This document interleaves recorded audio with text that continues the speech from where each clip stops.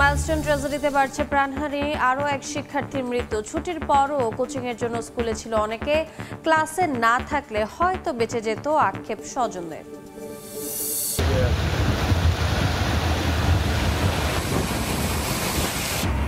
নিম্নচাপের প্রভাবে উত্তাল সাগর, দেশের বিভিন্ন স্থানে গুঁড়ি গুঁড়ি বৃষ্টি, নদ নদীর পানি বেড়ে প্লাবিত নিম্নাঞ্চল, ভোলা, পটুয়াখালী, নোয়াখালীতে চরম দুর্ভোগ।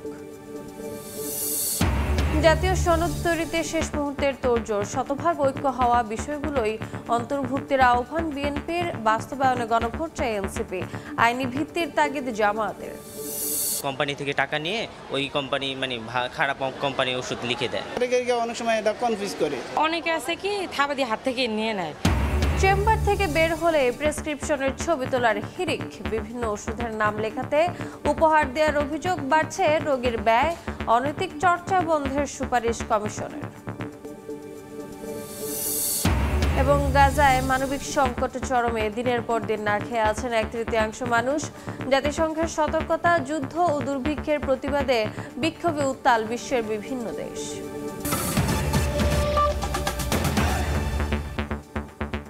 সময় সংবাদের সঙ্গে আছি আমি রোজা চৌধুরী। মাইলস্টোন ট্র্যাজেডিতে বাড়ছে প্রাণহানি, জাতীয় বার্ন অ্যান্ড প্লাস্টিক সার্জারি ইনস্টিটিউটে আরও এক শিক্ষার্থী মারা গেছে। এ নিয়ে মৃত্যু হলো 34 জনের। বিস্তারিত জানতে সেখানে আছেন সহকর্মী আলামিন তুষার, সরাসরি যাচ্ছে তার কাছে।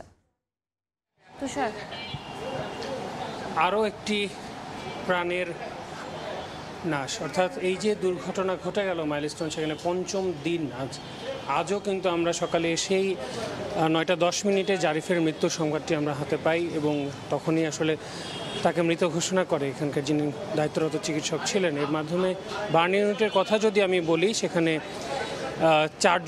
5জন মতো কিন্তু ক্রিটিক্যাল অবস্থায় ছিলেন, সেখান থেকে আইসিইউতে কিন্তু এই জারিফ ভর্তি ছিলেন এবং সে মারা গেছে। জারিফ মাইলস্টোনের ইংরেজি শাখায় ভর্তি ছিলেন, সে আসলে 7ম শ্রেণীর ছাত্র ছিলেন, এরকম তথ্য আমরা তার বাবার কাছ থেকে আমরা পেয়েছি।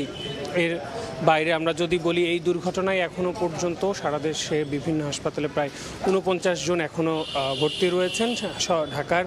আর এই হাসপাতালে, অর্থাৎ আমি যেখানটায় দাঁড়িয়ে আছি, জাতীয় বার্ন এবং প্লাস্টিক সার্জারি ইনস্টিটিউট, সেখানে কিন্তু 39 জন মতো ভর্তি আছেন, যাদের মধ্যে 25 জন মতো ইন্টারমিডিয়েট ক্যাটাগরিতে, 10 জন মতো সিভিয়ার ক্যাটাগরিতে এবং 4 জন ক্রিটিক্যাল ক্যাটাগরিতে, যারা আসলে আইসিইউতে ভর্তি রয়েছেন এবং 2 জন ভেন্টিলেশনে রয়েছেন, এরকম তথ্য কিন্তু আমাদের কাছে রয়েছে।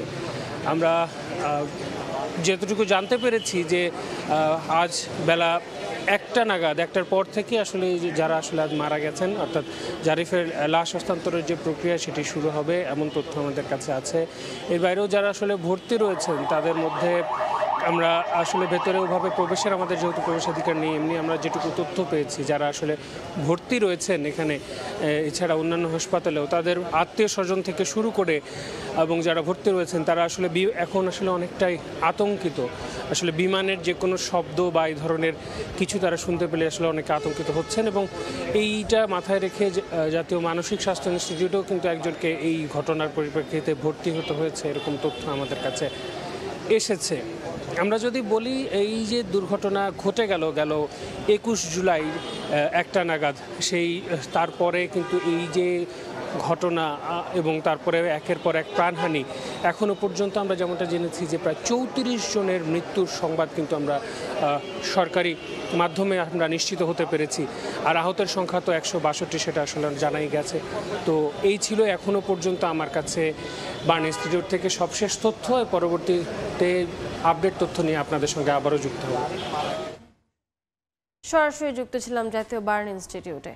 নিম্নচাপের প্রভাবে উপকূলীয় জেলা সহ দেশের বিভিন্ন স্থানে গুঁড়ি গুঁড়ি বৃষ্টি হচ্ছে, এতে বিপাকে পড়েছেন মানুষ। বৈরী আবহাওয়ার কারণে উত্তাল সাগর, বড় বড় ঢেউ আছড়ে পড়ছে তীরে। উপকূলীয় এলাকায় 3 নম্বর সতর্কতা সংকেত দেখাতে বলেছে স্থানীয় আবহাওয়া অফিস। মাছ ধরার ট্রলারগুলোকে নিরাপদ আশ্রয়ে থাকতে বলা হয়েছে। এদিকে নিম্নচাপ ও অমাবস্যার জোয়ারের কারণে নদ নদীর পানির উচ্চতা 2 থেকে 3 ফুট বৃদ্ধি পেয়েছে। এতে প্লাবিত হচ্ছে নিম্নাঞ্চল, ফসলি জমি তলিয়ে যাওয়া সহ বসতবাড়িতে পানি ওঠায় পানিবন্দী হয়ে পড়েছেন এসব এলাকার মানুষ। কিছু কিছু এলাকায় জোয়ারের পানির তোড়ে ক্ষতিগ্রস্ত হয়েছে বেড়িবাঁধ, ভাঙনের শঙ্কায় আছেন বাসিন্দারা। আল্লাহ পাক যদি রাখে তাহলে থাকতে পারবো, আর যদি বেশি বন্যা হয় তাহলে হয়তো আমাকে এনতে চলে যেতে হবে আর কি। স্রোত বেড়ে যাওয়াতে নদীতে অনেক ভাঙন শুরু হয়েছে। টানা বৃষ্টিতে নদীর পানি বাড়ছে, বারণে আমাদের মেঘনা নদীর এদিকে বেড়িবাঁধ ভাঙ্গা যাইতে আছে। চরাঞ্চলে যে সমস্ত আত্মীয়স্বজন আছে যাদের বাসা ঘরে সব ডুবে গেছে। এই মুহূর্তে পটুয়াখালীর কুয়াকাটায় আছেন সহকর্মী শিকদার জাবির হোসেন এবং ভোলায় আছেন সহকর্মী নাসির উদ্দিন লিটন। সরাসরি প্রথমে যাচ্ছি জাবিরের কাছে। জাবির, একদিকে নিম্নচাপ, অন্যদিকে অমাবস্যার জোয়ার, এই দুয়ে মিলে কিন্তু কুয়াকাটা সমুদ্র সৈকতে এই মুহূর্তে উত্তাল রয়েছে। জোয়ারের পানি 2 থেকে 3 ফুট বৃদ্ধি পাওয়ায় কুয়াকাটার আশপাশের যে উপকূল, সেই উপকূলের নিম্নাঞ্চলগুলো প্লাবিত হয়েছে, মানুষ পানির মধ্যে ডুবে আছে। আমরা দেখেছি এই মুহূর্তে কিন্তু কুয়াকাটা সমুদ্র সৈকতে বড় বড় ঢেউ আসতে পড়ছে। ঢেউয়ের তীব্রতার কারণে এখানের আশপাশের যে স্থাপনাগুলো রয়েছে সেই স্থাপনাগুলো ক্ষতিগ্রস্ত হচ্ছে এবং সেই সঙ্গে কুয়াকাটার যে বাঁধ, সে বাঁধ কিন্তু ভাঙনের মুখে পড়েছে। আমরা দেখেছি যে গতকাল সিবিস সড়কটি বিধ্বস্ত হয়েছিল, সেই সড়কটির বাকি যে অংশ রয়েছে সেই অংশটিও কিন্তু আজকে ক্ষতিগ্রস্ত হচ্ছে। আমরা যে জায়গাটাতে এই মুহূর্তে দাঁড়িয়ে রয়েছে এটি কুয়াকাটা সৈকতের 0 পয়েন্ট। এই 0 পয়েন্টে কিন্তু এই মুহূর্তে একেবারে পানি, বলা চলে যে মূল যে সড়ক সেই সড়ক ছুঁই ছুঁই। তো টুরিস্ট পুলিশ বক্স সহ আশপাশের যে স্থাপনাগুলো রয়েছে সেই স্থাপনাগুলো কিন্তু একেবারেই ঝুঁকির মধ্যে রয়েছে। কুয়াকাটা ছাড়াও পটুয়াখালী জেলার যে বিচ্ছিন্ন দ্বীপ রাঙ্গাবালী উপজেলার চালিতাবনী ও চরমত্তাজ ইউনিয়নের বেশ কয়েকটি নিম্নাঞ্চল কিন্তু পানির মধ্যে ডুবে আছে। বিশেষ করে চর আন্ডাতে গতকাল যে জোয়ারে পানি উঠেছিল সে পানি বিকেলের দিকে নেমে গেছিল। আজকে কিন্তু আবার 10টার পর থেকে কিন্তু আবার হুহু করে পানি প্রবেশ করেছে। পানি প্রবেশ করার কারণে কিন্তু তারা আবার ডুবে গেছে। তো বলা চলে প্রতিদিন 2 দফা জোয়ারের পানিতে তারা প্লাবিত হচ্ছেন। সেই সঙ্গে এখানের যে টানা বৃষ্টি, এই বৃষ্টিতে এখানকার মানুষের জনজীবন বিপর্যস্ত হয়েছে। বিশেষ করে এই অঞ্চলের যে খেটে খাওয়া নিম্ন আয়ের শ্রমজীবী মানুষ, সেই শ্রমজীবী মানুষ কিন্তু চরম বিপাকে পড়েছেন। তো পটুয়াখালীর যে উপকূলের থেকে আমার কাছে এতটুকুই ছিল সবশেষ তথ্য। আমরা আবহাওয়ার আরও খবর জানতে চলে যাব ভোলাতে, সেখানে রয়েছেন আমাদের সহকর্মী নাসির উদ্দিন লিটন। বেলা বাড়ার সাথে সাথেই আসলে নিম্নচাপের যে বৈরী প্রভাব সেটা কিন্তু আসলে লক্ষ্য করা যাচ্ছে ভোলায়। আমরা সকালে দেখেছিলাম যে কিছু সময় রোদ, কিছু সময় বৃষ্টি, এই অবস্থায় ছিল, কিন্তু এই মুহূর্তে আমরা দেখতে পাচ্ছি যে আসলে আকাশ মেঘে ঢেকে গেছে এবং বৃষ্টি হচ্ছে বিভিন্ন জায়গায়। জেলার কখনো গুড়ি কখনো ভারী বৃষ্টি হচ্ছে। এই মুহূর্তে ভোলার মেঘনা নদীতে ভাটা চলছে। ভাটায় আমরা দেখতে পাচ্ছি যে প্রবল স্রোতের কারণে এখানে সাধারণ নৌকা, ট্রলার চলাচল করতে পারছে না, ব্যাপক বিড়ম্বনায় পড়তে হচ্ছে। কিছুক্ষণ পরেই এই নদীতে জোয়ার আসবে। জোয়ার আসলে এই এলাকা যেগুলো রয়েছে বেড়িবাঁধের বাইরে এবং চরাঞ্চল আছে যে অর্ধশতাধিক, সেই চরাঞ্চলগুলো প্লাবিত হওয়ার আশঙ্কা করছে স্থানীয়রা। গতকাল রাতে এবং গতকাল দুপুরের জোয়ারে এখানে 3 থেকে 5 ফুট পানিতে এই অঞ্চলগুলো তলিয়ে গিয়েছিল। এতে চরম ভোগান্তি পোহাতে হয়েছে স্থানীয় বাসিন্দাদের। পানি উন্নয়ন বোর্ডের তথ্য অনুযায়ী গতকাল রাতের জোয়ারে বিপদসীমার 165 সেন্টিমিটার উপর দিয়ে মেঘনা নদীতে পানি প্রবাহিত হয়েছে। এই স্থানীয়রা যে তথ্যটি জানিয়েছে, আসলে এই সময় এত বেশি জোয়ার হওয়ার কথা না, কিন্তু নিম্নচাপের প্রভাবের কারণে এবং অমাবস্যার প্রভাবের কারণে এই জোয়ারের পানি বেড়েছে। স্থানীয় যে মেঘনা এবং তেঁতুলিয়া এবং সাগর মোহনার ঢালচর, চর কুকরিমুক্তি, কলাতলির চর জহিরুদ্দিন সহ যে চরাঞ্চলগুলো রয়েছে সেখানে লক্ষাধিক মানুষের বসবাস। এই এলাকার মানুষেরা আসলে জোয়ার ভাটায় প্রতিদিন 2 বার করে তারা দিনে রাতে 2 বার করে আসলে নিমজ্জিত হয়। এতে তারা মারাত্মক ভোগান্তির মধ্যে রয়েছে। এছাড়া এই আবহাওয়া অনুকূলে না থাকার কারণে বিআইডব্লিউটিএ ভোলা, লক্ষ্মীপুর, হাতিয়া, মনপুরা সহ 10টি রুটের নৌযান চলাচল বন্ধ রেখেছে।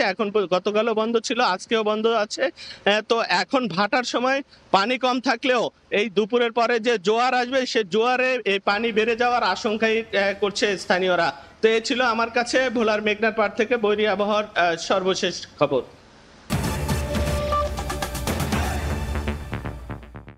জাতীয় সনদ বাস্তবায়নে শেষ মুহূর্তের তোড়জোড় জাতীয় ঐকমত্য কমিশনে। বিএনপির আপত্তির পরও এতে বেশ কিছু বিষয় স্থান পাচ্ছে।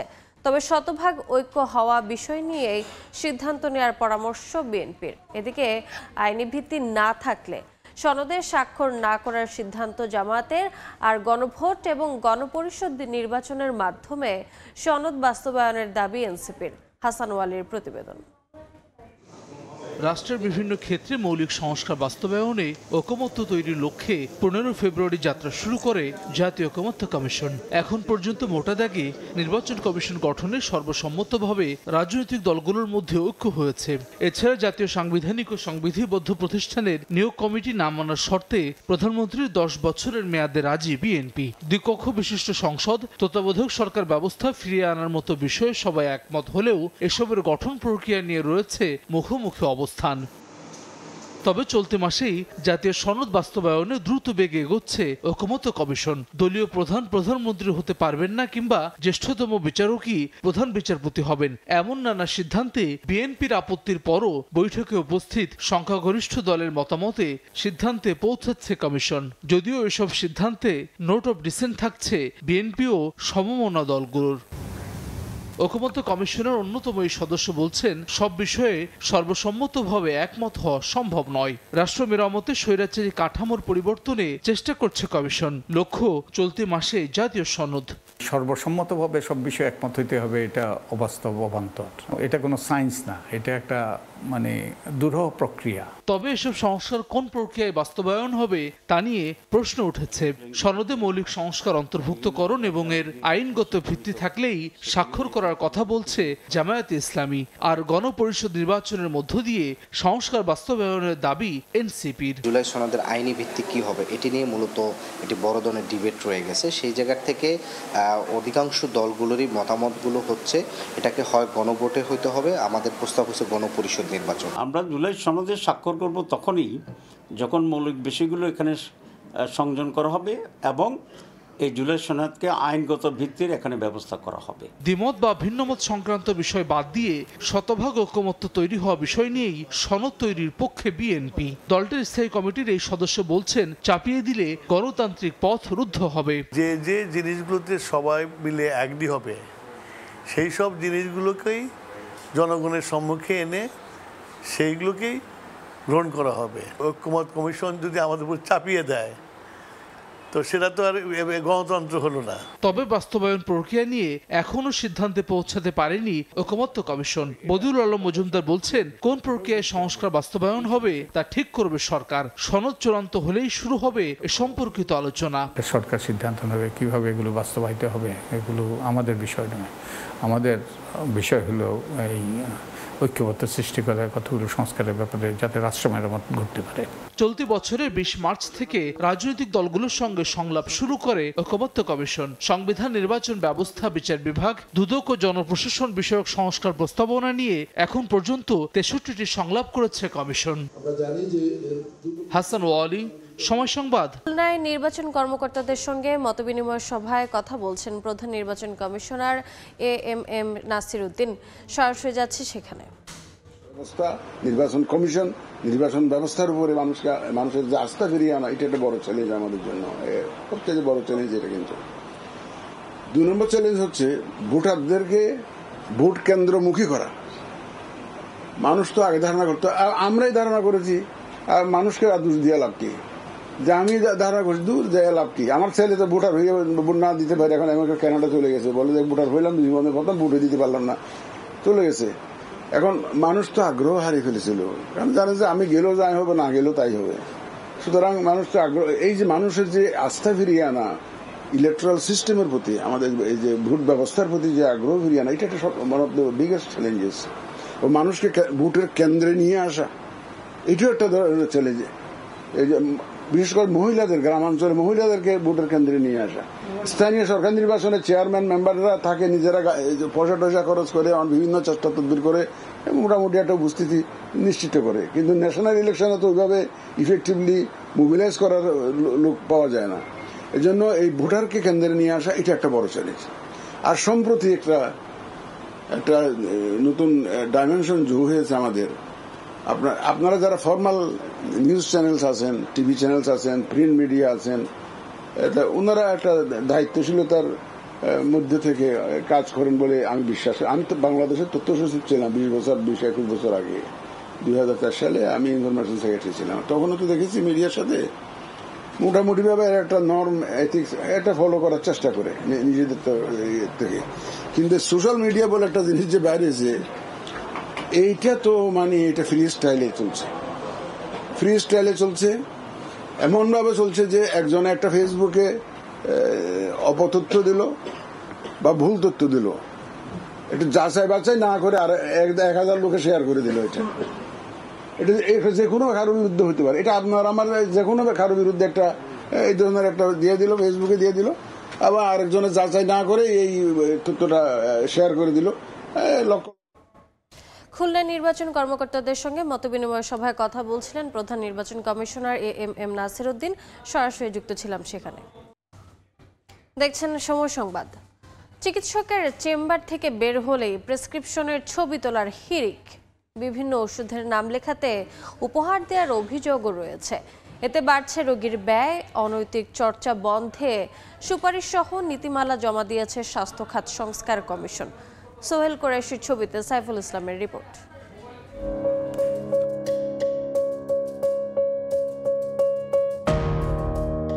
এভাবেই সরকারি বেসরকারি হাসপাতাল ক্লিনিকে দেখা মেলে বিভিন্ন ওষুধ কোম্পানির বিক্রয় প্রতিনিধিদের, যাদের অন্যতম কাজ রোগীর ব্যক্তিগত তথ্য থাকা প্রেসক্রিপশনের ছবি তোলা। পেশেন্ট যারা তাদের জন্য এটা বিব্রতকর। তারা অনেক সময় এটা কনফিউজ করে যে স্যার এই ওষুধটা দিয়ে না, 3-4 জন যায় বের করে।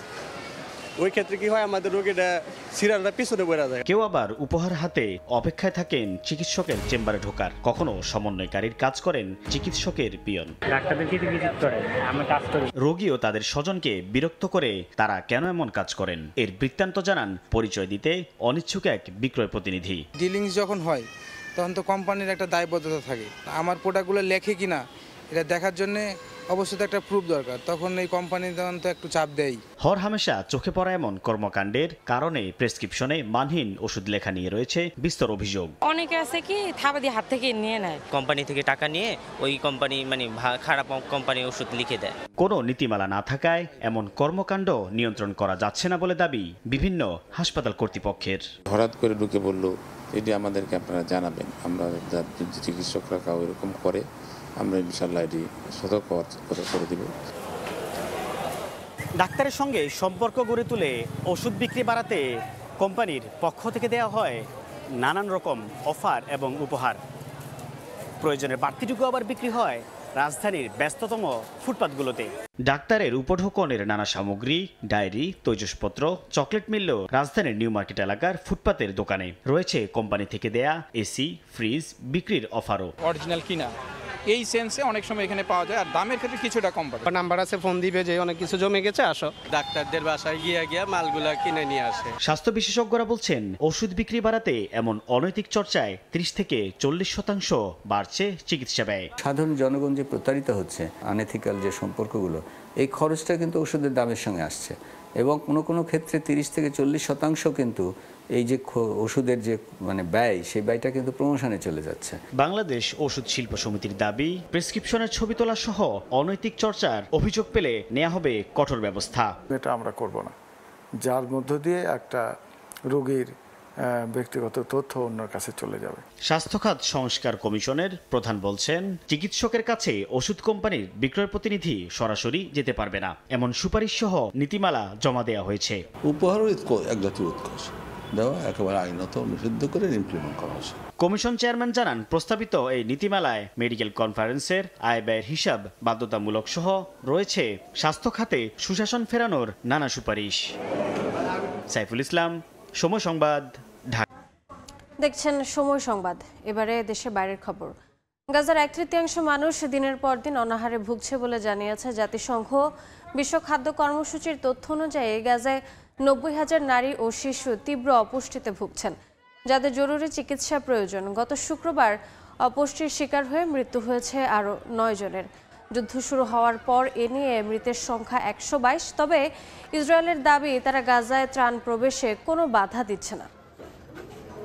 সময় সংবাদের শীর্ষ সংবাদ জানিয়ে দিচ্ছে আরেকবার। মাইলস্টোন ট্র্যাজেডিতে বাড়ছে প্রাণহানি, আরও এক শিক্ষার্থীর মৃত্যু। ছুটির পরও কোচিংয়ের জন্য স্কুলে ছিল অনেকে, ক্লাসে না থাকলে হয়তো বেঁচে যেত, আক্ষেপ স্বজনের।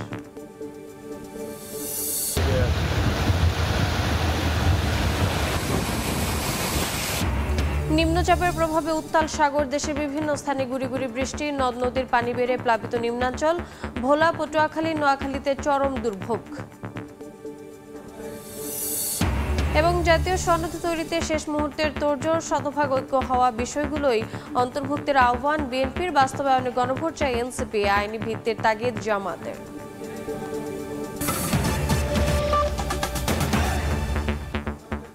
এ ছিল সময় সংবাদে, সঙ্গে থাকুন সময়ের।